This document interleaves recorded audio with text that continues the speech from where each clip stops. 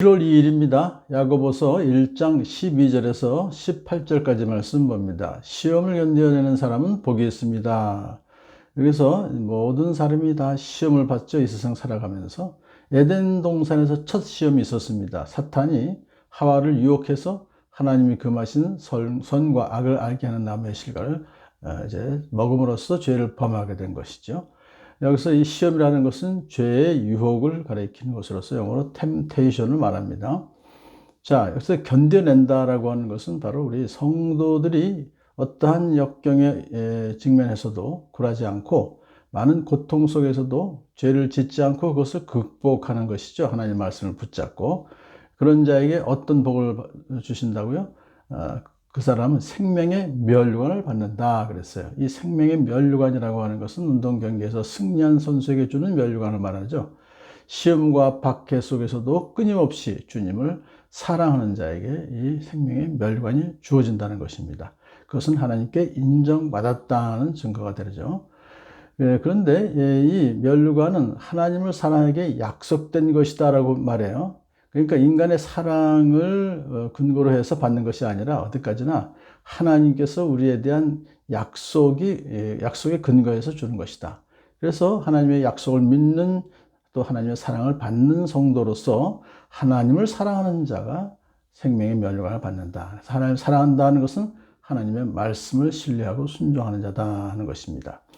시험을 당할 때 아무도 내가 하나님께 시험을 당하고 있다 하고 말하지 마십시오. 하나님께서는 악에게 시험을 받지도 않으시고 또 시험하지도 않으십니다. 그 욥의 시험을 보게 되면 하나님께서 그에게 시련을 직접 일부러 주신 것이 아니라 마귀가 하나님께 참소할 때 욥의 시험을 허락하는 것을 볼 수 있습니다. 그러므로 어떤 시험도 하나님께로부터 직접 오는 것이 아닙니다. 왜냐하면 하나님은 시험을 창조하지 않으셨고 사람을 시험하지도 않으실 뿐만 아니라 아무에게도 시험을 받지 않으시기 때문입니다. 사람이 시험을 당하는 것은 각각 자기의 욕심에 이끌려서 꿰매 빠지기 때문이다 라고 야고보 장로가 말했어요.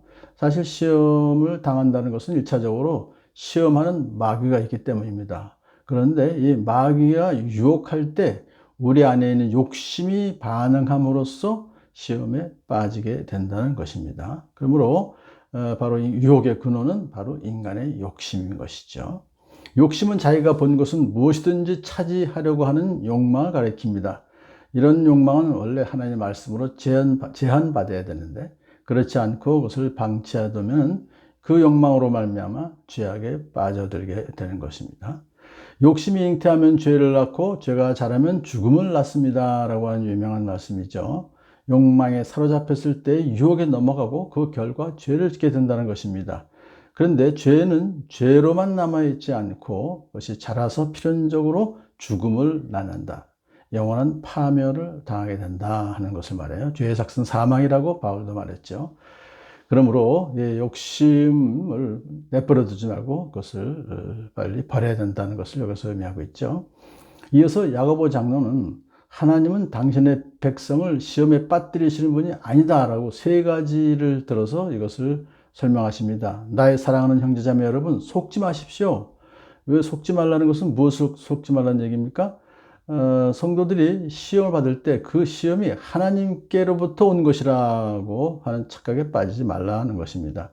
그런 착각은 스스로 미혹에 빠지게 하기 때문이죠. 그러면 하나님은 어떤 분이신가요? 우리를 시험에 빠뜨리시는 분이 아니다. 오히려 좋은 것을 주시는 분이라는 첫째 번 이유입니다.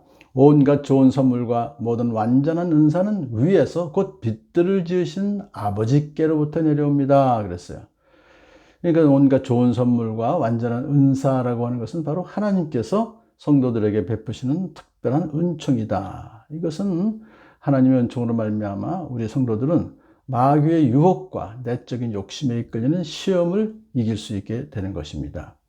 자, 하나님은 빛들을 지으신 아버지시다라고 하는 것은 하나님은 모든 빛들을 창조하시고 주관하고 계신 분이기 때문에 하나님께서로부터 오는 모든 것은 선할 수밖에 없다. 그렇게 이것을 이해할 수 있습니다. 두 번째로 하나님은 절대로 변하지 않으심으로 은총을 거둬가지 않으십니다.